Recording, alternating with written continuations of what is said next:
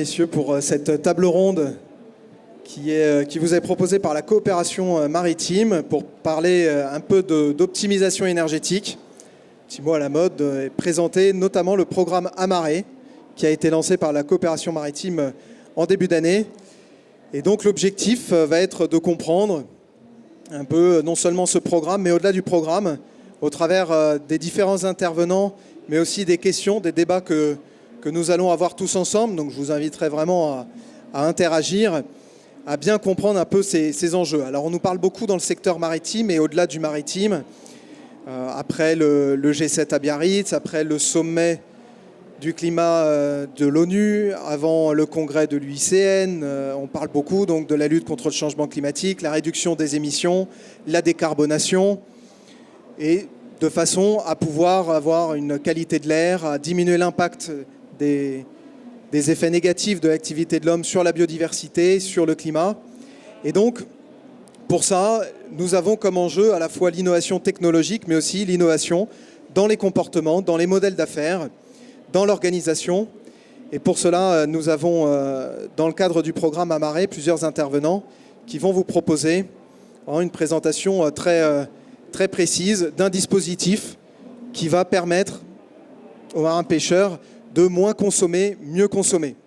Et au-delà de la pêche, du navire de pêche, nous pourrons, à travers le témoignage d'un pêcheur qui va nous rejoindre dans quelques instants, parce qu'il finit sa marée, c'est ça, voilà, confirmation en direct, nous aurons également un regard extérieur, celui de Robin Delhomme d'Evolution Énergie, puisque l'enjeu n'est pas uniquement pour le navire, que ce soit un navire de pêche, mais on parle beaucoup des emblématiques paquebots croisière, des porte-conteneurs. L'enjeu est vraiment de s'assurer que si on demande à un navire d'être propre, que le port soit propre, que la chaîne logistique soit propre, que toute la chaîne mobilité soit propre, donc que derrière, nous ayons non seulement les technologies, mais aussi les infrastructures, les mix énergétiques adaptés à chaque usage pour diminuer les émissions de carbone, de gaz à effet de serre, et donc que nous soyons vraiment tous un peu en ordre de bataille, en ordre de marche, prêts à participer à ce défi collectif. Donc sans plus attendre, vous avez nos intervenants. Georges Lec qui est debout et qui va donc brancher son ordinateur pour faire la présentation du programme Amaré, avec Vincent Kirivel qui est l'équipementier, qui fournit l'économètre analytique, Mustapha El Khettab du Centre européen de formation continue qui parlera des enjeux de formation, Robin Delhomme d'Evolution Énergie qui présentera des technologies qui viennent d'autres secteurs que le maritime, mais qui pourraient donc aider notre secteur à trouver des moyens encore pour optimiser la gestion de l'énergie, la production, la consommation, le suivi de l'énergie. Et Olivier Leprêtre qui va nous rejoindre, à la fois pour avoir un regard sur ce programme Amaré, et également pour partager aussi un retour sur un pêcheur qui a acheté différents bateaux de pêche, et qui peut aussi parler de ces évolutions technologiques. Et ensuite, nous aurons plaisir à ouvrir le débat avec vous. Georges, est-ce que tout est prêt? Et la parole est à toi pour pouvoir nous entraîner dans le programme Amaré. Merci Emmanuel Marie, apparemment tout marche très bien. Donc, bonjour à tous, bonjour à toutes. Donc, Amaré donc, pour accompagnement des marins pêcheurs dans la réalisation d'économies d'énergie. Donc Amaré, donc c'est un appel à projet auquel on a répondu donc avec le ministère de la Transition écologique et solidaire en mai 2018, sous l'égide donc et un financement de Total Marketing France. Donc tout d'abord Amaré, c'est un appel à projet dans le dispositif C2E. Donc C2E, c'est les certificats d'économie d'énergie. Les C2E, c'est tout d'abord un cadre. Donc l'État français oblige donc les fournisseurs d'énergie donc à mettre en place des certificats d'énergie pour inciter leurs clients donc à mettre en place des solutions de réduction de consommation donc, d'énergie. Donc on est dans ce dispositif de cadre législatif. Donc Amaré, donc, en partenariat donc, avec le ministère de la Transition écologique et solidaire, l'ADEME et avec un financement de Total Marketing France, sur une durée de 2 ans, donc de 2019-2020, donc avec un financement de 3 600 000 euros. Donc, on va passer à la slide suivante. Donc, pourquoi Amaré? Donc, on voulait faire donc, un petit zoom. Qu'est-ce que ça représente? Donc, la consommation des bateaux de pêche donc, de la flotte française en France, c'est 320 millions de litres par an. Donc, petit focus par rapport au gasoil classique routier. On est plutôt sur du 40 millions de mètres cubes par an. Donc, le secteur de la pêche, c'est un tout petit secteur en France. Mais pour certains territoires, c'est un secteur très important. Donc, 320 millions de litres par an, la consommation de la flotte française. Petit zoom sur l'importance, et notamment pour les arts traînants. Et les arts traînants de plus de 20 mètres, c'est qu'en moyenne, pour ces bateaux-là, on a 400 000 litres de gasoil consommé par an. Donc, sachant que pour les arts traînants de plus de 12 mètres, ça représente 70% de la consommation nationale des produits, donc carburant, pêche, consommés en France. Donc, slide suivante. Alors, les enjeux pour la pêche, c'est d'abord des enjeux économiques. Dans le budget des armements, ça peut représenter jusqu'à 40% du chiffre d'affaires. Donc actuellement, on est plutôt sur un gasoil autour des 57-58 centimes, gasoil pêche, prix vendeur. Quand on a connu les crises de la pêche en 2008, avec un gasoil à 75 centimes, ce prix du carburant pouvait représenter plus de 65%, 70% du chiffre d'affaires. Les enjeux économiques, donc, c'est également la variabilité. On est très dépendant de la variabilité des cours du pétrole et des ressources halieutiques. Les enjeux environnementaux, c'est également les contextes d'efficacité énergétique. Et puis, depuis aussi quelques temps, c'est l'image un peu du grand public. Donc, image de la pêche auprès du grand public. Les objectifs d'Amaré, c'est accompagner les entreprises de pêche dans la réduction de consommation d'énergie. D'abord en suivant au mieux les consommations de carburant et également en mettant en œuvre les solutions pour réduire les consommations. Alors je pense pas que notre petite vidéo ça marche, donc on va continuer. Non, tu peux passer. Alors les cibles, les navires ciblés dans le programme Amaré, c'est évidemment les navires de pêche maritime professionnelle sous pavillon français, d'une longueur de plus de 6 mètres, parce que d'un point de vue récupération de données, pour les navires inférieurs de 6 mètres, c'est un peu compliqué. Disposant d'un PME actif et s'approvisionnant en carburant minimum à 50% en France métropolitaine et en DOM. Donc sachant que la cible principale, comme on l'a dit tout à l'heure, c'était les arts traînants de plus de 12 mètres qui font 70% des volumes de consommation de carburant pêche en France métropolitaine.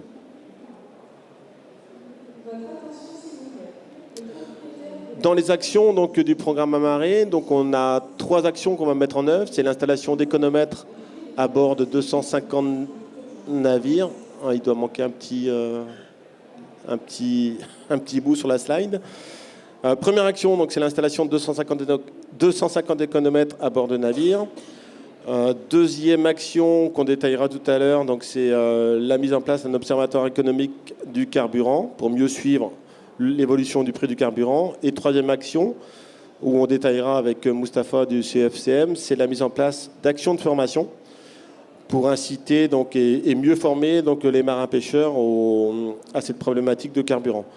Donc on va engager donc, la première action, c'est l'installation d'économètres nouvelle génération. Donc on a développé avec la société MBM.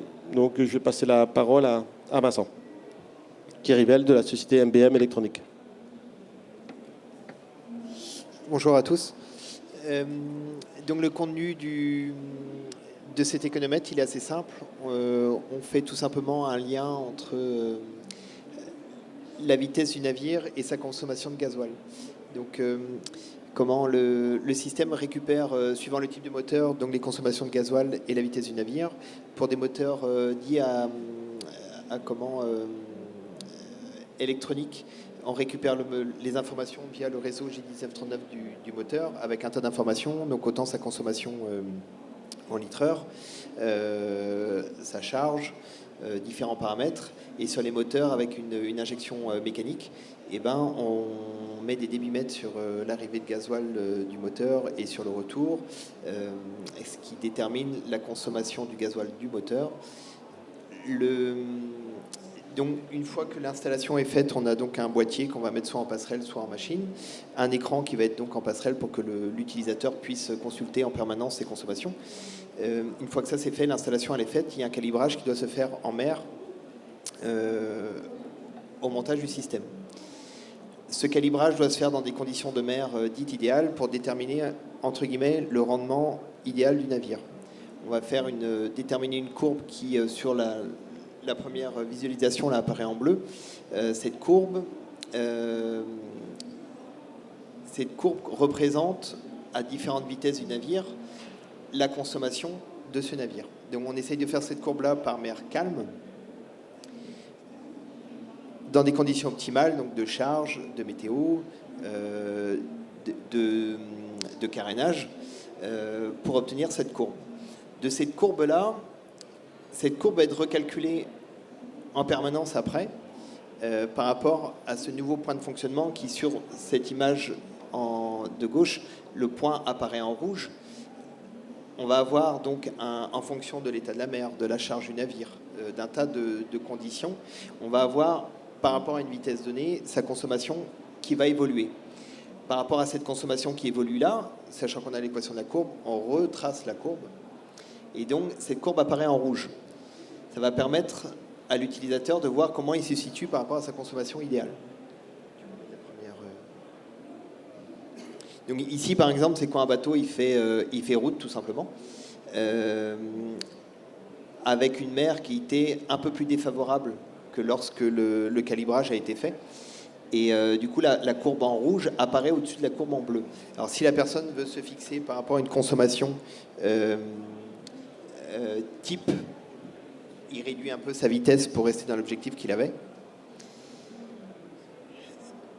Donc sur cette nœud, par exemple, ici on a 80 litres. Alors les différentes vues qu'on va vous proposer, vous présenter, ne sont pas toutes faites dans les mêmes conditions. Donc c'est pour ça que les valeurs vont évoluer au fur et à mesure de la présentation.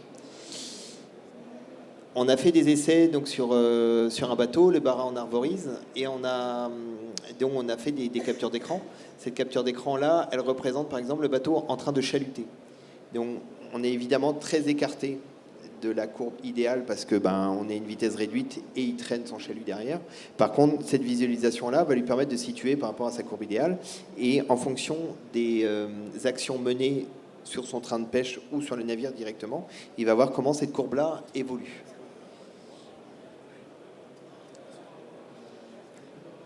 Lorsqu'on a fait...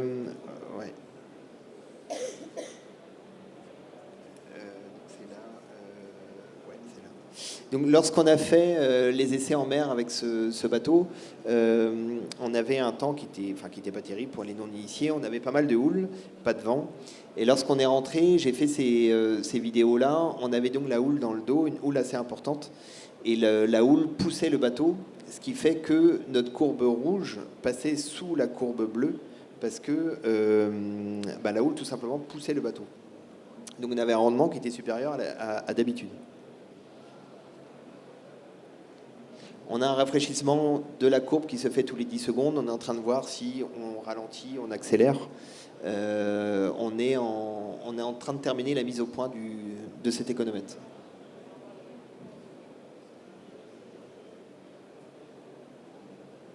Donc on repasse la vidéo. Vas-y.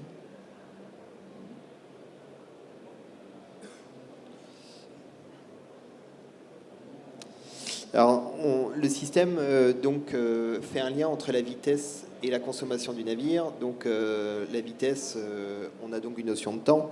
Donc, du coup, on a autour de ces différentes valeurs-là, on a fait différents écrans qui sont plus ou moins parlants suivant les personnes, tout simplement. Et on a entre autres fait un écran qui permet en fonction de la vitesse, de la consommation et d'une distance donnée.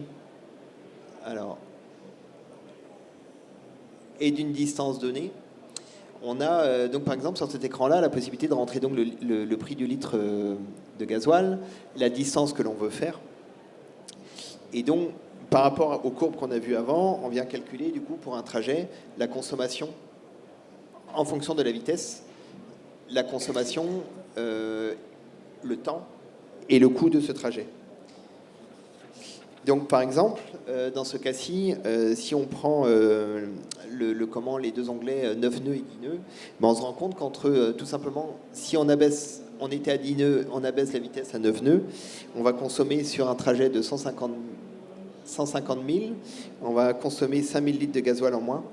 Alors par contre, on va mettre 1h40 de plus pour faire le trajet, et avec un coût à 60 centimes le gasoil de 3 000 € en moins. Donc voilà, ça laisse la possibilité au patron du bateau d'agir suivant ce coût, le temps qu'il a, de prendre des décisions. Alors les paramètres du prix et de la distance sont rentrés par le patron du bateau. Donc en fonction du cours, il peut ajuster ce cours-là et ça lui donne les résultats.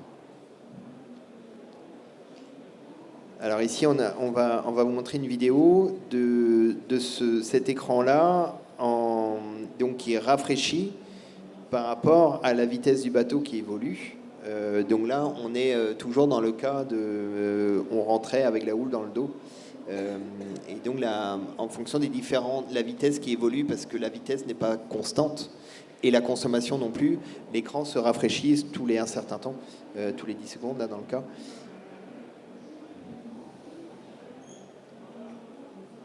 La courbe ici, attention, t'as ton pied sur le bas.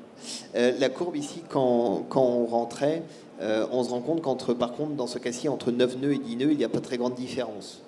Tout à l'heure, on était dans des conditions plus défavorables où l'état de la mer avait une incidence du coup sur le comportement du navire. Une vidéo suivante, on a tout simplement la consommation en litres-heure en fonction du temps. Voilà. Alors ici, on est sur une base de temps de 100 secondes. Quand on fait quand on se cale sur la base de temps et on voit la fréquence de cette espèce de sinusoïde là, c'est tout simplement la fréquence de la houle. Donc on se rend compte que suivant si le bateau doit monter sur la houle ou descendre, sa consommation et sa vitesse évoluent. Alors cet écran-là, on va pouvoir remonter jusqu'à 6 heures en arrière, c'est-à-dire qu'on va profiter d'un historique. Et le patron, suivant ses réglages, suivant les endroits où il va passer, il va pouvoir analyser sa consommation de carburant en fonction donc, du temps et remonter jusqu'à 6 heures en arrière pour pouvoir analyser un petit peu les modifications qu'il aura fait sur le train de pêche. Alors comme dit Georges, si ça bouge comme ça, c'est que tout simplement on était en mer et ça bougeait pas mal. Et donc j'ai filmé l'écran. Alors le système de l'économètre comporte plusieurs écrans, on ne vous les montre pas tous là, mais un des écrans par exemple c'est l'histoire de compteurs. Les compteurs, le patron il peut lancer des compteurs donc, de consommation de gasoil, 4 compteurs indépendamment les uns des autres, il les lance, il les arrête quand il veut, ce qui permet que par exemple sur un trait de chalut, avec une modification apportée au système, il lance son compteur et il voit la consommation de gasoil sur le temps qu'il a lancé son compteur. Et donc on peut lancer jusqu'à 4 compteurs simultanément.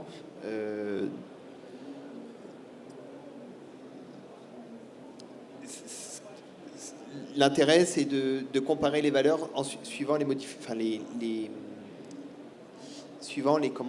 modifications qu'ils ont apportées à leur train de pêche ou autre action à bord, suivant allure ou compagnie. Ça permet de comparer différentes actions et de garder ces valeurs-là en mémoire.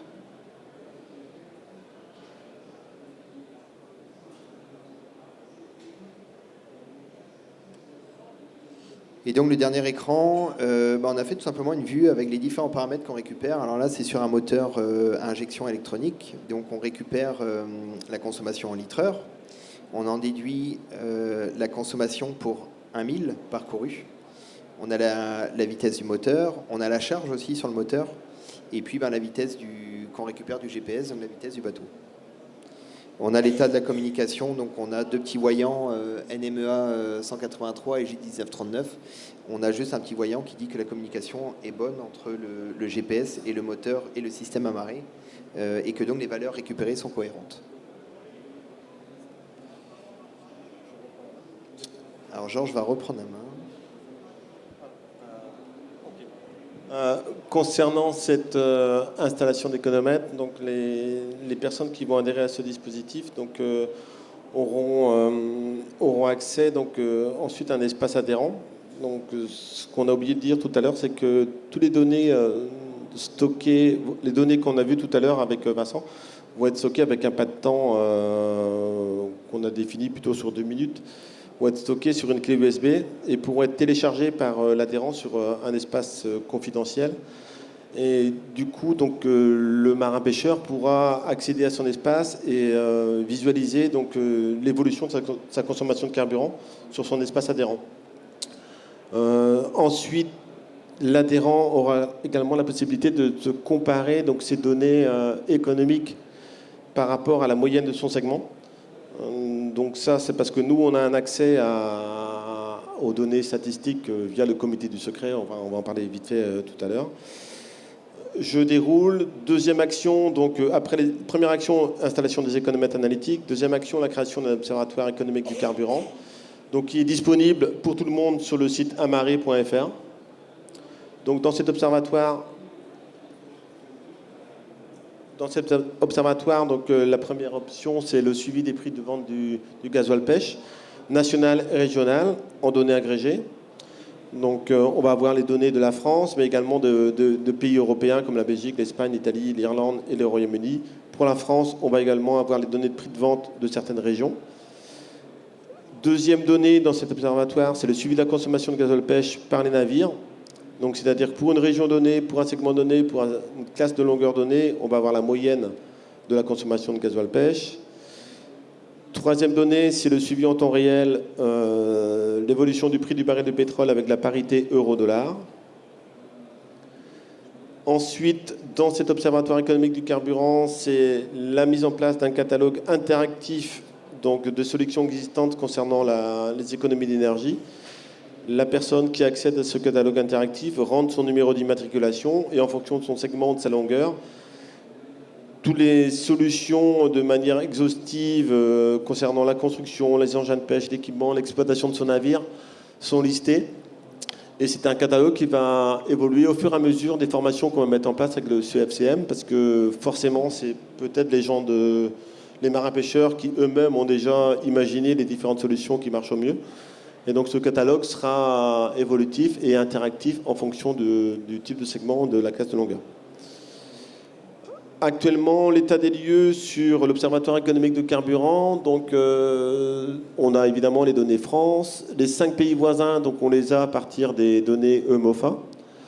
On a sollicité 25 coopératives qui vont, sur les 25, 10 vont nous remonter les données de prix de vente.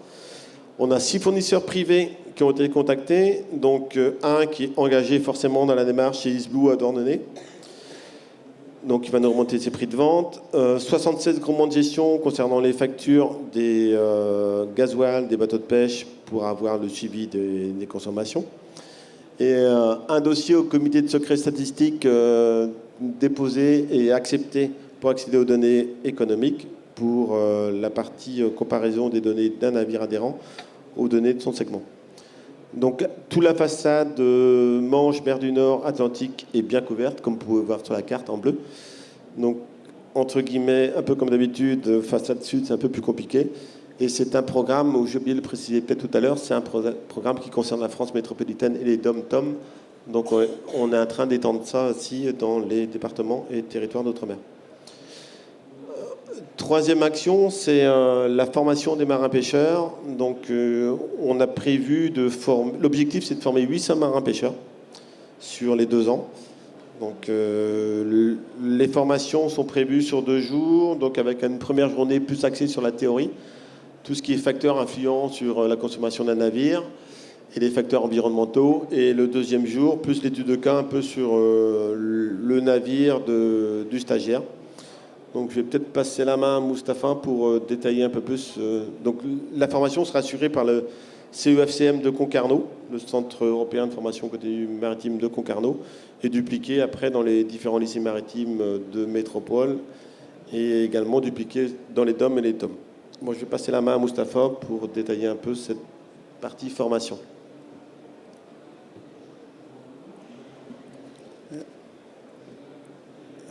Merci Georges.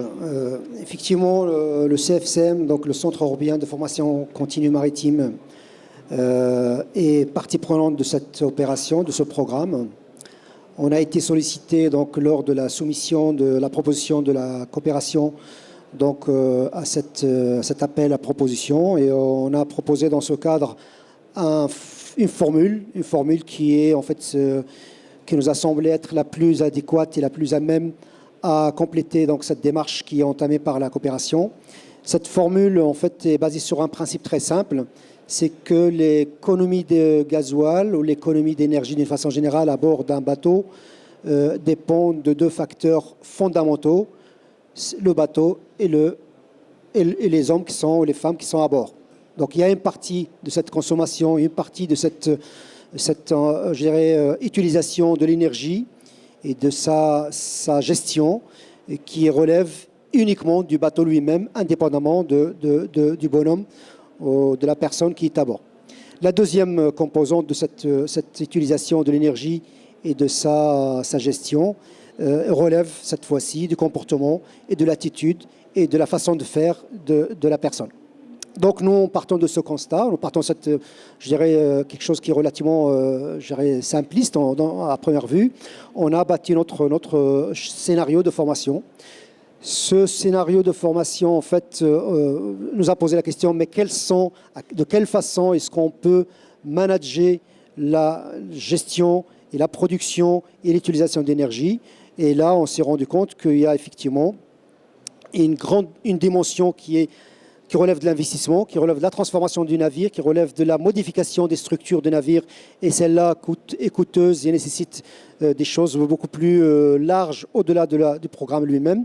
Et il y a des aspects qui vont relever uniquement de l'ajustement, de la modification des pratiques, de la modification superficielle et relativement simple de la structure du bateau et de son équipage.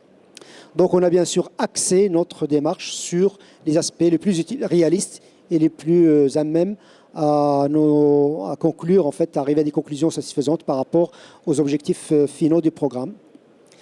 Cette formation donc, va partir de trois, on va dire, composantes. La première, c'est tout simplement de donner aux marins qui vont donc être effectivement issus de cette démarche volontaire de venir dans les formations et d'être équipés par de gérer des outils qui leur permettent de mesurer leur consommation d'énergie. On a choisi d'avoir en fait par navire 2 marins ou 2 personnes, l'une de l'équipage du pont et l'autre de l'équipage du machine. Autrement dit, de préférence, un patron ou un capitaine et un mécanicien ou un chef mécanicien du même bateau, telle sorte qu'on ait en fait à coupler les 2 aspects, la partie machine et la partie, on va dire, moteur, et la partie comportement, c'est-à-dire la partie passerelle. À ces 2 personnes, bien sûr, qui vont être avec d'autres, ce n'est pas des cours particuliers ni des formations en fait, individuelles, ce sont des cours en groupe, par des groupes de 6 à 8 personnes par groupe formation. On va aborder les aspects, donner l'ensemble ou la majeure partie des connaissances, de l'information et de la sensibilisation aux différentes connaissances nécessaires sur les postes consommables consommant l'énergie.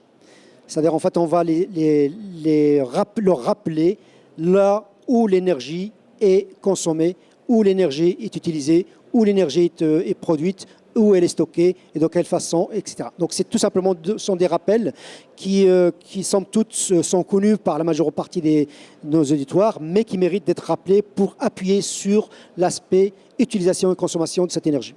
Donc un premier rapport de connaissances et de sensibilisation et de rappel tout simplement des aspects de la mobilisation des outils et des engins qui consomment l'énergie, comment les gérer et quels sont leurs effets. Deuxième partie donc, de cette formation, à partir, on va dire, après la partie connaissance des différents postes de consommation et d'économie d'énergie, on passe sur la partie comportementale, la partie quel est l'effet de la je dirais, de la gestion, de l'utilisation et de la conduite, on va dire, de management de l'énergie. Comment cette management, cette gestion, ce comportement va influencer je dirais, le niveau de consommation. Donc là, on a toute une panoplie d'exemples et de modèles et de démonstrations pour montrer que rien que le changement de comportement va induire une économie d'énergie relativement importante. Et puis une troisième étape, qui une fois que les personnes ont eu les informations, je dirais, de rappel ou des informations pour la première fois, et on les a sensibilisées aux différents postes qui sont partie prenante à cette consommation et à cette utilisation d'énergie et cette production d'énergie. Maintenant, on va étudier au cas par cas, des cas particuliers. C'est en fait une journée consacrée essentiellement et entièrement quasiment à l'étude de cas du navire de chaque participant. C'est-à-dire, on va partir du cas de son navire, on va partir du fait qu'il connaît bien son navire, qu'il connaît maintenant tous les endroits, tous les aspects sur lesquels, les leviers sur lesquels il va pouvoir travailler pour pour aboutir à une consommation moindre d'énergie, bien sûr, en apportant des aspects de démonstration et d'accompagnement pour l'aider à formuler certains aspects. Les deux personnes du même bateau, les deux couples, on va dire capitaine et mécanicien, vont pouvoir étudier d'une façon précise et spécifique la situation qui est la leur, qui est celle de leur navire, avec sa consommation spécifique, avec ses données particulières. Et du coup, en fait, ils vont sortir à partir de ce module de formation, à la fin de la formation, avec une feuille de route pour pouvoir mettre en œuvre un plan personnalisé d'économie d'énergie pour leur propre bateau.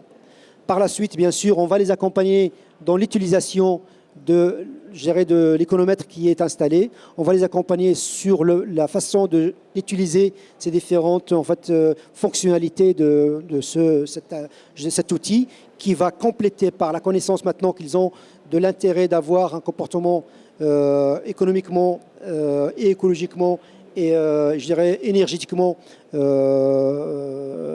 économe. Et puis, avec l'outil qu'ils ont à bord, ils vont pouvoir optimiser ce comportement. Bien sûr, on va les sensibiliser également sur les superstructures du navire, puisque un navire qui a toutes les données et avec un comportement idéal, mais qui, dans ces superstructures, telles que la forme de la coque, telle que la forme de l'étrave, la forme de toutes les superstructures, même parfois la passerelle, les attelages qui peuvent y avoir, les auxiliaires qui peuvent y avoir, on va également les sensibiliser à des éventuelles modifications minimes et minimales qui permettent d'optimiser leur consommation d'énergie pendant le reste de la vie du bateau. Ceci dit, cet aspect-là, on est quand même assez conscient que ce ne sont pas des choses qu'en claquant les doigts, on va les modifier, mais qui sont aussi des choses qui méritent quand même d'être rappelées, parce qu'il y a une grande partie qui tient de la modification, qui tient de la maintenance, de l'entretien, mais qui tient aussi d'un moteur qui n'est pas entretenu, va forcément consommer de l'énergie plus qu'un moteur qui est bien entretenu et qui est bien tenu. Et un bateau, une coque bien polie, bien traitée, va certainement avoir un effet sur la consommation, bien sûr, plus positif qu'une coque qui n'est pas, maintenue d'une façon correcte. Voilà, donc cet aspect de la formation va avoir lieu d'abord sur, bien sûr, nos centres du CFCM, Concarneau, Lorient, et également sur nos sites externalisés dans les 4 lycées en Bretagne, Paimpol, le Guilvinec, Saint-Malo et Etel. Donc ce sont des formations qui sont destinées aux gens qui sont déjà en activité, qui sont en fait impliqués dans le programme. Mais derrière ça, donc nous, on va utiliser également tout un réseau d'établissements de formation maritime sur l'ensemble du territoire national. On est en train de passer des accords aujourd'hui avec des lycées maritimes. Il y en a 12 en France, dont 4 en Bretagne. Donc les 8 restants, on va les approcher pour pouvoir mettre en œuvre ces modules de formation sur le canevas, sur le cursus que nous avons bâti, nous, par nos équipes pédagogiques. Et ça sera ce cursus-là, ce module-là, qui va être le même, qui sera dispensé dans toutes les... au niveau de tous les établissements avec lesquels on va travailler, aussi bien en France métropolitaine qu'à l'échelle des territoires outre-mer. Ça sera exactement le même module, le même contenu de formation, la même démarche pédagogique. Et cette formation, en fait, ce module-là, aujourd'hui, on a commencé un premier test sur lequel on a eu quelques retours de la part de nos propres stagiaires qui ne sont pas concernés par le programme, mais qui sont nos stagiaires, on va dire, cobayes, qui ont regardé le module, qui ont testé certains aspects, qui ont posé des questions, qui nous ont permis d'ajuster et d'affiner un peu notre démarche. Et on va très très prochainement ouvrir la première session de formation à Lorient et très probablement dans les lycées, d'abord bretons dans un premier temps, et puis en élargissant au-delà de la Bretagne pour toucher tout l'ensemble du territoire. Juste un petit mot, je ne suis pas trop lent. Je suis trop lent, je sais que je suis un peu... Bon, un dernier mot, c'est qu'en fait, nous, ces modules, on va au-delà du programme, au-delà de... Après, il y aura une vie après Amaré. On va pouvoir en fait essayer de les généraliser dans le reste de nos formations, de telle sorte que, en fait, que cette idée même de la décarbonisation de la production puisse aussi, je dirais, drainer dans les générations futures, de nos futurs marins, de nos futurs jeunes qui sont actuellement en formation et dans les années à venir. Je suis désolé. Merci Moustapha pour cette présentation très complète. Alors, à côté de moi, Olivier Leprêtre, je vous voyais réagir aux différents propos. Juste, excusez-moi Emmanuel Marie, j'ai affiché le calendrier des formations qui sont programmées. Oui, tout à Lorient et Concarneau. Voilà, 23-24 octobre, Lorient-Concarneau, 12-13 novembre, Lorient-Concarneau et 12-13 décembre, Lorient et Concarneau. Voilà, je te rends la parole. D'accord, merci. Donc, un programme, vous l'avez compris, 2 ans pour lancer... Le sujet, mais il y a une vie après Amaré. Au-delà de l'économètre pur et simple, c'est aussi un regard sur l'ensemble des technologies du bord qui sont à optimiser. Donc il y a un travail aussi avec des équipementiers, des chantiers, des bureaux d'études. Le sujet du comportement des marins. Olivier Leprêtre, alors là, vous êtes complètement concerné. Comment vous accueillez un tel programme? Qu'est-ce que vous faites déjà à bord? Quels sont les équipements que vous avez déjà intégrés pour pouvoir moins consommer? Puisque le prix du carburant, quand même, vous êtes bien conscient de la charge que ça pèse sur vous. Donc, qu'est-ce que vous avez déjà amorcé comme évolution et comment est-ce que vous accueillez ce programme? Bonjour à tous. D'abord, je vais me présenter. Olivier Leprêtre, artisan pêcheur et président du comité régional des pêches des Hauts-de-France. Pour faire le lien avec le programme Amaré, j'aimerais dire qu'en 2019, tout bateau doit avoir un économètre en passerelle. Parce qu'on n'est plus une époque où on doit travailler à l'aveugle, comme par le passé, où les bateaux travaillaient à la température d'échappement, au nombre de jours, etc. Donc pour moi, c'est impératif d'avoir un économètre dans la passerelle pour voir la consommation, parce qu'une grosse partie de la consommation, pas la totalité, c'est le patron qui le fait. Et le patron, avec son matériel, selon son matériel, ce qui traîne, il est bien évident que la consommation n'est pas la même. Donc ça, déjà, c'est une chose. Mais je pense qu'avec les bateaux qu'on a actuellement, on aura du mal à changer beaucoup de choses.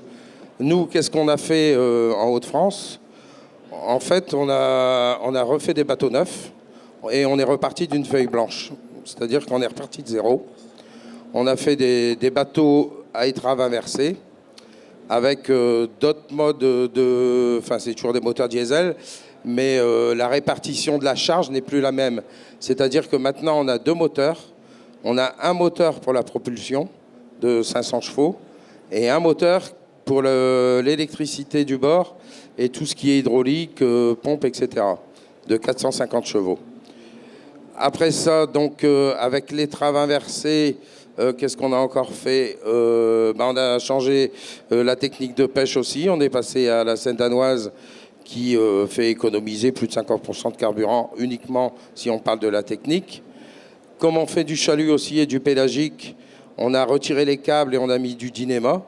On divise le poids par, j'ai plus bien en tête, mais si mes souvenirs sont bons, je crois qu'un mètre de dynéma, ça doit être dans les 300-400 grammes. Et un mètre de câble, on va jusqu'à 1,8 kg, 2 kg. Donc il est bien évident que le poids traîné, c'est pas du tout le même. Donc vous voyez, tout ça accumulé et mis bout à bout.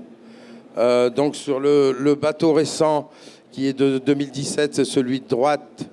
Et celui-là, c'est mon ancien qui date de 94.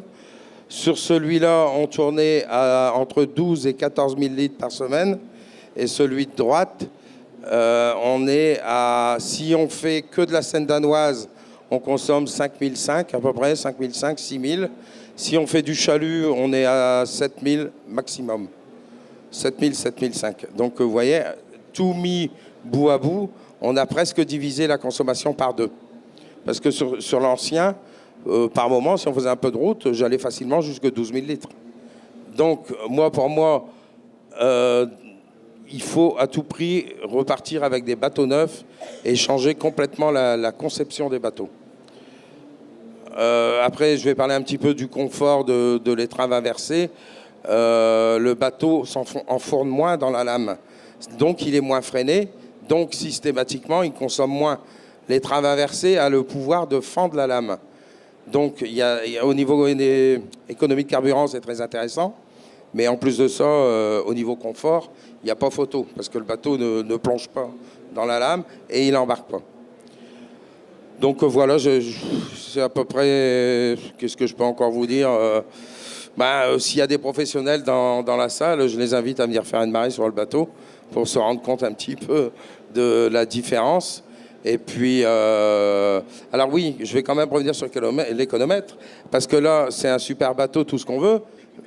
Oui, mais justement, il y a un gros loupé dans le bateau, c'est que depuis 1988, donc j'ai eu 2 bateaux, j'ai toujours eu l'économètre en passerelle, et celui-là qui est, on ne peut pas le plus moderne, il est dans la machine. Alors c'est un vrai loupé du bateau. Donc, oui, peut-être, mais de toute façon, j'avais pour projet de le faire monter en passerelle. Parce que ça, actuellement, un patron travaille à l'aveugle, c'est inadmissible, quoi. Et on se rend bien compte que des fois, on fait route bêtement, à fond sur le moteur, pour gagner 5 minutes, 10 minutes. Alors que si on ralentit un peu, bien évidemment, on consomme beaucoup moins. Et sur la pêche, maintenant, c'est pareil. Avec les écartements de panneaux, on se rend compte aussi que des fois, on va très à fond sur le moteur, et les panneaux n'écartent pas plus pour autant. Hein, nous, ce qu'on cherche dans la technique de pêche, c'est d'écarter un maximum. Mais il arrive un moment où, quand on est au maximum, on a beau encore accélérer, ça ne change rien du tout. Alors là, ce que je fais maintenant, parce que je l'ai aussi, le Marport, qui m'indique l'écartement des panneaux, très souvent, je ralentis.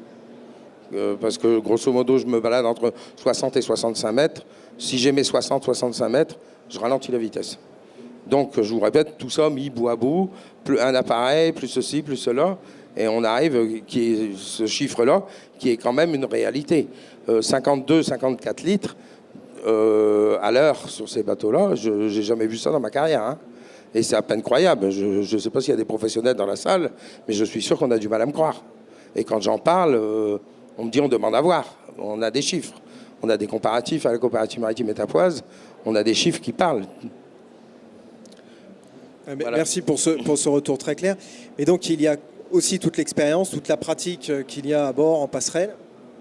Et comment est-ce que vous avez transmis ça? Comment est-ce que vous avez mobilisé aussi vos pêcheurs et puis peut-être vos camarades aussi sur le port? Vous en parlez, ils sont sensibilisés, ils se bougent aussi. Ça leur donne des idées de voir le Marmoset 3 avec une consommation divisée par 2?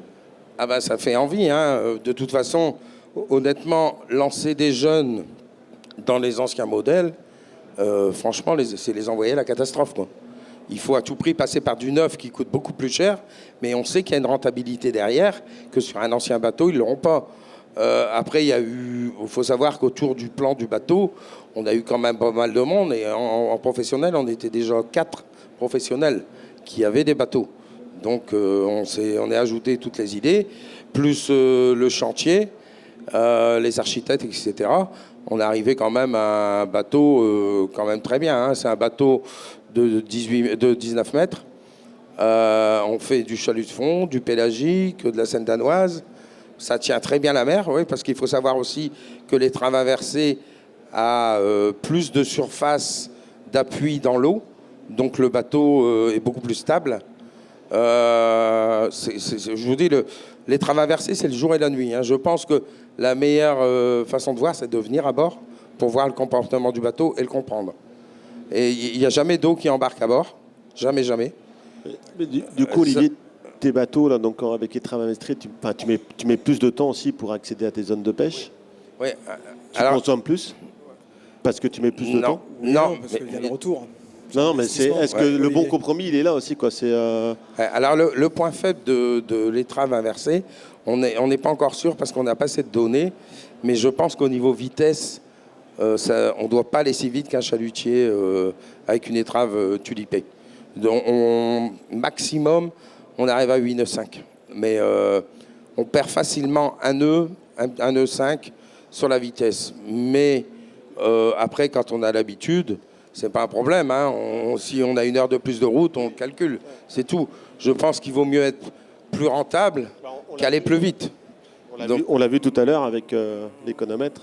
Ouais. Tu vas mettre 1 demi-heure de plus, mais bon, tu vas consommer moins, mais tu vas gagner plus aussi. Donc, voilà. Parce que j'arrivais en retard, et j'ai vu, vous pouvez mettre le prix du carburant. Alors ça, je trouve que c'est vachement intéressant. Je ne le savais pas, je l'ai découvert en arrivant. Parce que le fait de dire, bah tiens, actuellement, je consomme tant d'euros à l'heure, là, le patron, il réfléchit. Là, c'est des chiffres et ça parle. Des litres, déjà, ça parle beaucoup. Et pourtant, tu n'es pas bigoudin. Comment? Et pourtant, tu n'es pas bigoudin. Non, mais on est tous pareils. Hein. Il n'y a pas 36 sortes de patrons de pêche. Hein. Il n'y en a qu'une sorte. Donc là, quand c'est des chiffres qui défilent sous les yeux, c'est encore beaucoup plus parlant, quoi, hein. Avant, les bateaux travaillaient, comme je vous l'ai dit tout à l'heure, à la température d'échappement, au tour moteur. Ça ne veut rien dire, quoi, hein. C'est une donnée, mais ça ne veut rien dire. On peut être à fond la gamelle, il y a tant de température d'échappement, mais quand on ne voit pas les litres, c'est à la fin de la marée qu'on les voit, les litres. Et puis on dit, merde, j'ai consommé tant. Non, je pense que le programme, c'est un très bon programme. En plus de ça, si vous arrivez à l'installer sur des bateaux, on va pouvoir faire des comparatifs très intéressants. Alors, est-ce que derrière l'idée de l'Observatoire, c'est aussi de créer tout un écosystème avec des bureaux d'études et des chantiers qui permettent d'avoir une vision un peu globale du navire? Hier, il y avait une table ronde sur la propulsion avec Bretagne Pôle Naval, où différents équipementiers disaient, le problème, c'est que mon équipement, on me pose la question de savoir ce que je peux fournir, alors que mon équipement permet d'optimiser tout le navire. Et donc, il faut vraiment concevoir le navire dans sa globalité. Est-ce qu'il y a cette approche, un peu comme pour le Marmouset, où au final, il y a le sujet de l'étrave, il y a le sujet du confort à bord, des équipements, il y a la propulsion, il y a l'économètre, bon, alors qu'il faut remonter en passerelle. Mais est-ce que c'est ça aussi l'idée, à partir d'Amaré, de dire, bon, on va créer des modèles énergétiques qui vont nous permettre de retravailler à des dessins, à des modèles de navires et de types de pêche? C'est ce que j'ai expliqué tout à l'heure dans le catalogue interactif, c'est que nous, on va s'appuyer un peu, nous, enfin, on n'est pas des techniciens, on n'est pas des constructeurs, on n'est pas des chantiers, etc. Donc c'est s'appuyer sur ce qui est fait, de faire remonter ce qui peut exister, ce qui peut être applicable en fonction de tel type de navire ou pas. Parce que forcément, rajouter un bulbe d'étrave sur un filayeur, je vois pas l'intérêt.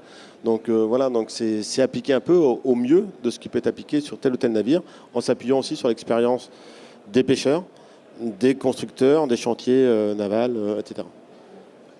Bon, alors vous avez perdu tous les bigoudins, parce que, mais en revanche, vous avez peut-être récupéré Olivier, qui est intéressé pour installer un économètre.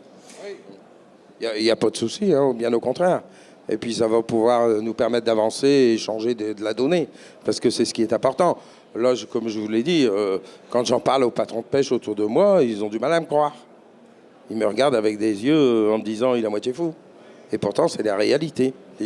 Les chiffres le prouvent. Ce qui est sûr, c'est que pour poursuivre la consommation des navires, il faut les outils pour. Voilà, l'économètre, nous, on propose un économètre. Ce n'est pas l'économètre qui va vous permettre de réduire votre consommation de carburant. On propose un outil. Voilà, faut aussi mettre ça en avant. Le comportement du patron, le matériel, hein, comme je vous l'ai donné en exemple, le Dynéma, il n'y a pas photo. Hein. Il n'y a pas photo. Alors, vous parlez de chiffres, de données, il y a l'heure qui tourne. Justement, nous avons une personne qui, je pense qu'il y a quelques années, quand si Robin avait fait une telle présentation... Merci Mustapha. Alors, bon courage avec les délégations. De toute façon, vous connaissez le CEFCM et l'adresse de Mustapha, on la donnera si vous avez des questions à poser. Oui, on relaiera. Merci Mustapha. Merci Mustapha. On peut l'applaudir quand même, parce que les autres vont avoir droit aux applaudissements à la fin. Alors, Robin, nous parlons de chiffres, de data. S'il y a quelques années, on avait dit, grâce au big data, on va gagner du carburant, on va gagner en connexion entre tous les acteurs de la filière, on aurait peut-être dit ce que vient de dire Olivier. Non, j'y crois pas. C'est pas vrai. Donc, Robin, là, ce qui est intéressant pour vous, Et la démarche, hein, c'était de bien comprendre que dans d'autres secteurs, il y a des idées aussi, il y a des capteurs, il y a de la data, et donc un regard extérieur, un témoignage extérieur, à partir d'un groupe, d'une PME, d'une start-up, même d'une start-up, qui équipe tous les aéroports de Paris notamment, ça peut donner aussi des idées pour suivre, monitorer d'autres systèmes et les optimiser. Robin, je te laisse la parole. C'est ça, merci. Bonjour à tous et à toutes. Moi, je travaille effectivement chez Evolution Énergie et notre seul lien avec la mer, effectivement, c'est notre fondateur, Erwin Giswarn. Il y a pas mal d'idées. En fait, le chemin a bien été déblayé pour moi, puisqu'on a parlé de données, on a parlé de visualisation, on a parlé de coûts. Et en fait, l'idée d'outils, notamment aussi, l'idée est en fait de fournir un outil. C'est exactement la même chose que le programme Amaré. Merci. Ouais, super. De suivre les données énergétiques et le coût associé. Parce que la donnée, c'est bien joli, mais effectivement, comme vous le disiez, une température ne va pas forcément avoir le même impact qu'une évolution des coûts. Et donc toute l'idée derrière Evolution Énergie, c'est de développer une plateforme qui va permettre à des grands industriels, à des grandes infrastructures, à des flottes éclatées, de suivre l'énergie et les coûts associés. Et quand on parle d'énergie, on parle forcément à un moment donné aussi d'environnement. Donc ça, c'est l'idée derrière Evolution Énergie, et c'est la raison pour laquelle on se rapproche maintenant du monde maritime. Effectivement, tu l'as dit Emmanuel Marie, on a travaillé, nous, dans le passé, et encore aujourd'hui, sur une thématique aéroportuaire,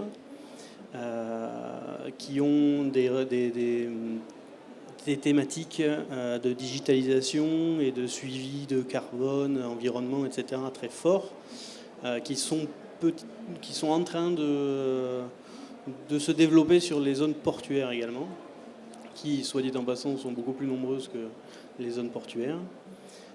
Et donc il y a toute cette idée de le port du futur, l'aéroport du futur, le port de pêche du futur. On est au bon endroit pour en parler. L'Orient ayant un programme sur le sujet. Mais en fait, ça recoupe des choses qui sont vues dans d'autres endroits. Et on parle depuis très longtemps d'industrie 4.0. L'idée, c'est un petit peu de démystifier tout ça, de dire il n'y a pas d'aéroport, il n'y a pas de port, il n'y a pas d'industrie, etc. On est tous dans le même panier. La raison, la réalité, c'est que tout devient digitalisé, tout devient connecté. Les bateaux neufs sont de plus en plus équipés. C'est très bien. Il y a la technique du bateau qui va être conçue de façon différente, qui, de par sa conception, va être plus économe. Mais il y a également qu'est-ce qu'on en fait ensuite. Il y a bien la conception, mais il y a tous les systèmes qui sont embarqués, toute cette donnée qui va être submergente par moment. Il faut pouvoir l'utiliser et en tirer quelque chose. Et l'idée, je rejoins Olivier le prêtre sur le fait que c'est souvent la thématique économique qui va faire bouger les lignes. Ça, c'est encore une fois pour démystifier le tout. On parle de numérisation, de big data, d'énormes volumes de données. On l'a vu notamment sur votre programme également. Tout est problématique de données. De toute façon, il faut la rendre disponible, visualisable. On a parlé de visualisation des données. Et qu'elle ait un sens. Parce que la big data, c'est bien beau, tout est connecté, mais si on n'en fait rien, si on n'y donne pas de sens, l'humain en tant que tel, face à ce tas de données, ne pourra pas en faire grand-chose. Et pourtant, il y a énormément de choses à faire, il y a énormément de choses à optimiser, les choses ont été faites dans le temps, sur des systèmes qui n'ont pas forcément évolué. Et donc c'est intéressant au jour d'aujourd'hui, avec toutes les données et tous les systèmes analytique. Alors on pourrait parler d'intelligence artificielle. Il y a tout un tas de choses qui peuvent être énoncées, des blockchains, des nouvelles technologies, etc., qui peuvent servir. Mais la réalité derrière tout ça, c'est qu'il faut donner un sens à la donnée et il faut pouvoir arriver à une action, puisque l'humain va rester central de toute façon, malgré toute cette donnée, vers une économie d'énergie, une économie financière et une économie, si on peut dire, environnementale, puisque, encore une fois, tout est lié. Et donc nous, je viens un petit peu à cette table ronde avec l'idée que, évidemment, il faut le faire à l'échelle du bateau, il faut le faire probablement à l'échelle de la flotte, mais il faut aussi le faire à l'échelle du port, de la ville, des infrastructures, de la région, et chez soi évidemment, mais voilà, il y a cette idée de macro, de dire ce système adapté au bateau, de suivi de l'énergie, des usages, de savoir qu'est-ce qui va impacter mon usage. Mustapha le disait juste avant, il faut rappeler un petit peu aux gens aussi comment les systèmes fonctionnent. Parce qu'en ayant cette visualisation, cette vision d'ensemble, c'est à ce moment-là que les choix intelligents peuvent être faits. Et donc c'est tout l'idée derrière Evolution Énergie, mais au-delà du message commercial, c'est ça, c'est de dire on gagnerait tous, que ce soit chez nous, au travail, mais sur des ensembles plus grands, et c'est l'idée vraiment de macro, d'avoir une visualisation de ces données énergétiques. Et quand on parle d'énergie, on a beaucoup parlé de carburant, enfin on n'a parlé que de carburant, mais c'est de l'électricité, c'est de l'eau, c'est du gaz, on en a énormément en stock. Donc l'idée c'est ça, d'avoir cette vision d'ensemble, pouvoir connaître le coût associé à ces consommations en temps réel, ce qui est fait sur les économètres et ce que vous avez pointé qui est assez important, mais également pouvoir suivre toutes les actions qui sont entreprises. Alors, on parle beaucoup de plans d'action, d'efficacité énergétique, avec tout ce qui est indicateur de performance, etc. C'est le début du big data, entre guillemets, d'essayer de donner un sens à ces données, de sortir des indicateurs qu'on puisse suivre pour améliorer son propre usage. Et on a parlé de CE aussi, etc. Donc l'idée vraiment de la plateforme, c'est de l'outil, de rendre toute cette donnée disponible et cette vision d'ensemble. C'était un petit peu le message que je voulais passer, parce que c'est très intéressant. Encore une fois, moi, je découvre un petit peu le monde de la mer, étant toulousain. J'ai une première question. Du coup, est-ce que vous avez déjà fait des audits, par exemple, sur un port de pêche je prends l'exemple de Boulogne, par exemple. Est-ce qu'il y a eu un donné énergétique de fait peut-être plus branché port de commerce, mais... Ouais. Nous, en tant que tel, on est vraiment sur la partie informatique. On ne va pas faire de prestations, on ne va pas venir faire d'audit. Je suis assez sûr de moi quand je dis que certains ports ont probablement déjà effectué des audits énergétiques. Ce que je peux dire par contre, c'est qu'il y a une réelle volonté de ces ports, que ce soit de pêche, de commerce, etc., d'avoir une réelle vision de leur énergie. Parce que les contrats ont 50 ans, parce que les infrastructures ont évolué, parce que les usages également.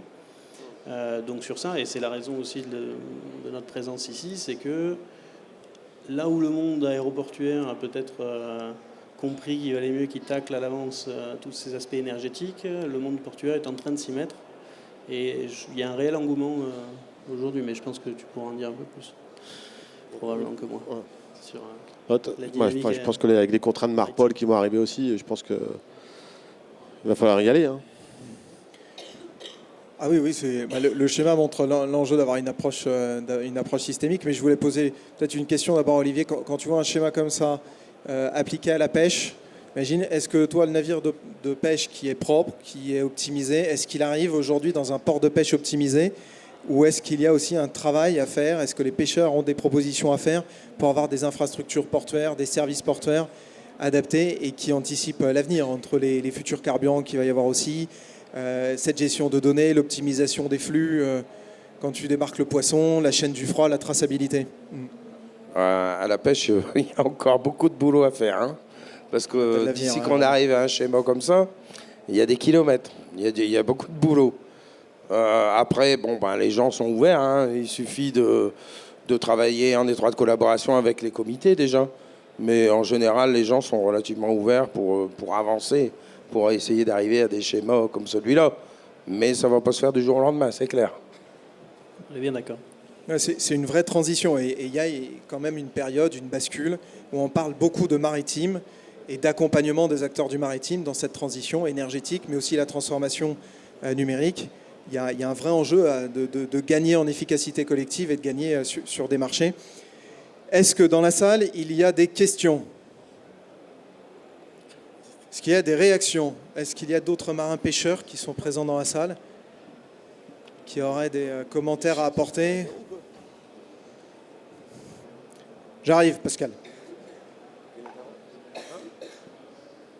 Oui, bonjour, Pascal Citeau, Marinec Technologies. Je trouve qu'effectivement, dans ce débat, le sujet a été bien évoqué de manière globale depuis la partie collecte de données jusqu'à la partie utilisation de ces données sur le bateau et enfin la partie après traitement des données.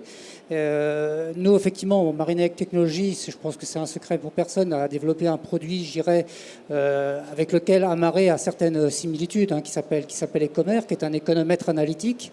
Je pense que ce qui est intéressant, c'est de collecter des données, de pouvoir les analyser derrière, pour pouvoir justement derrière les exploiter, pour faire évoluer les bateaux et les améliorer. C'est important. Et à ce sujet, je pense qu'au-delà de la consommation de la propulsion elle-même, beaucoup de bateaux aujourd'hui consomment il y a d'autres consommateurs. On a parlé hier, j'étais sur d'autres tables rondes hier, on parle de multiples consommateurs sur le bateau, on parle même de bateaux hybrides avec des mix d'énergie. Et je pense que demain et dès aujourd'hui, il faut commencer à se pencher sur toutes ces données-là et pour pouvoir les exploiter derrière. Donc il faut les collecter, il faut être capable de les collecter de manière analytique. C'est là que le mot analytique, je dirais, prend tout son sens parce qu'on va raisonner par fonction. La propulsion est bien sûr le plus gros consommateur de carburant, ça c'est évident. Par contre, il y a d'autres consommateurs de carburant sur un bateau en fonction de la taille, de sa configuration. Et je crois qu'il faut être capable aujourd'hui de collecter toutes ces informations de manière analytique et derrière de pouvoir les analyser, de pouvoir les exploiter, c'est-à-dire derrière les mettre en forme et pouvoir les donner à des designers de bateaux qui demain vont à partir de ces données faire évoluer les bateaux comme ça a été évoqué par Olivier Lemaître, qui lui l'a fait certainement beaucoup par expérience, mais demain il faut peut-être y apporter un peu plus d'informations concrètes à partir de ces données-là.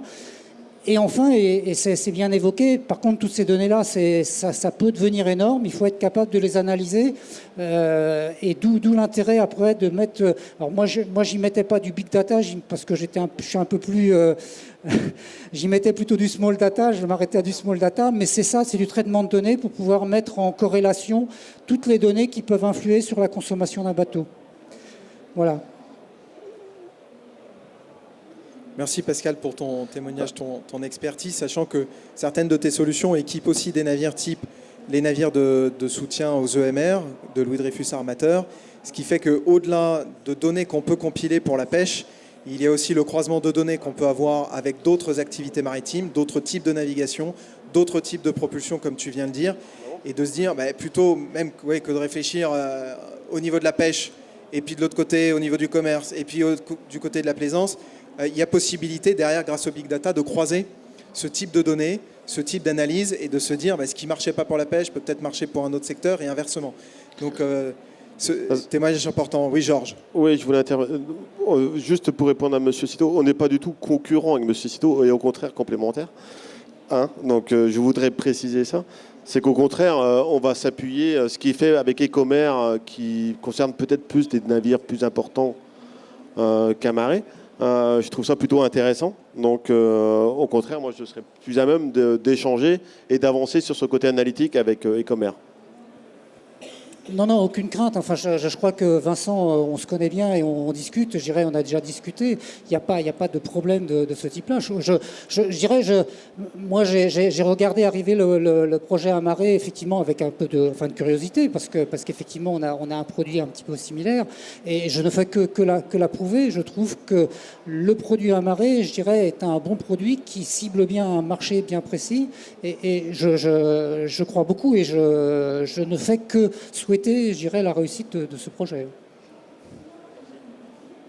Oui, mais merci pour cette démarche collective, cet esprit positif. En plus, le marché est tellement important qu'il va aussi falloir améliorer, aussi affiner toutes les solutions qui seront présentées. Et de toute façon, le sujet, il est aussi de faire face à la concurrence qui est ailleurs, parce qu'on a la possibilité, dans l'intelligence collective française, de pousser des entreprises qui ont beaucoup de belles choses à apporter à nos professionnels. Non, puis, moi, peut-être ce sera ma conclusion, mais comme l'a dit Olivier, de toute façon, les économies d'énergie, nous, certes, on apporte un outil qui peut permettre d'améliorer un peu ces consommations, mais je pense qu'il ne faut pas se leurrer. C'est les bateaux neufs, point, qui vont permettre forcément d'améliorer la consommation d'énergie. Alors maintenant que je suis côté salle, je vais poser une question. Olivier demandait tout à l'heure s'il y avait d'autres pêcheurs dans la salle. Alors Eric, je te prends au dépourvu, hein. C'était pas du tout prévu. Comme on a parlé de bateaux neufs qui, eux, permettent de faire des économies d'énergie. Tes nouveaux bateaux, est-ce qu'ils ont des économètres? Et est-ce que tu vois, au-delà des économètres, dans le dessin du navire, dans les outils de pêche en eux-mêmes, est-ce que tu vois des diminutions de consommation comme celle dont parlait Olivier pour le Marmouth Z3? Oui, complètement. Je rejoins un petit peu ce qu'il disait Olivier tout à l'heure. Il faut des bateaux neufs, des bateaux qui sont adaptés à aujourd'hui. Et pour faire des économies gasoil, c'est sur plusieurs postes. C'est sur la carène, c'est sur les traversées, c'est sur un moteur, c'est-à-dire pas un moteur surpuissant, mais plutôt une grande hélice, gros réducteur, un moteur un peu moins puissant. Nous, sur les nôtres, sur les 22 mètres, on a fait en moyenne, c'est des bateaux qui font 22 mètres, ils consomment autant que nos 17 mètres à nous. Donc on arrive, nous, à entre 20 et 30% d'économie. Mais les économies qu'on fait, c'est sur plusieurs paramètres. Et c'est vrai que la moyenne d'âge des bateaux, c'est 29-30 ans. Donc c'est compliqué de faire des économies sur ce bateau-là. Et je voudrais revenir sur les économètres. Les économètres sont indispensables. Si on veut faire des économies, avoir le maximum de paramètres, il faut un économètre. Voilà. Alors Mustapha du CEFCM est parti, mais est-ce que pour les économètres, tu as eu une formation, les équipages ont été formés là-dessus? Et est-ce que dans ce cas-là, le programme Amarré t'apporte aussi cette réponse de dire, au-delà de l'économètre qui équipe le navire, je vais former mes équipages et je vais les sensibiliser pour dire c'est le comportement et pas que la technologie? Oui, exactement. Il faut affiner. Nous, on fait les gros postes. Mais si on veut aller plus loin, sur affiner, il faut évidemment avoir le maximum de paramètres. Et le projet que Georges mène avec la coopération, c'est un super projet et je pense qu'il faut le valider par tout le monde, oui, bien sûr. Merci Eric pour ce témoignage. Je crois que le temps s'est écoulé, c'est fini. Donc je vous propose d'applaudir. Alors ça dure 7 secondes, parce que comme c'est la coopération maritime qui prend la suite, ce sont tes collègues qui vont te... Non mais Amarré, donc ça portait un projet porté par la coopération maritime. Donc moi j'ai une équipe avec moi, il y a Mathilde Guéguin qui est devant au niveau de la salle. Il y a Aline Béninger aussi qui travaille à Paris sur ce projet-là et Mariam Barjon. Donc s'il y a des personnes qui sont intéressées par ce programme, donc ils peuvent contacter la coopération maritime. Voilà. On affiche les coordonnées. Il y a leurs coordonnées. Donc, et il y a un site, évidemment, il y a un site web qui s'appelle amarré.fr. Donc qu'on est en train de faire évoluer, mais qui va progresser, évidemment. Où vous retrouvez tous ces contacts donc, des différentes personnes. Voilà. Vous avez déjà un client. Hein. Ouais. Je vous propose d'applaudir les intervenants. Merci beaucoup pour ce que vous avez fait. Merci à vous pour votre attention.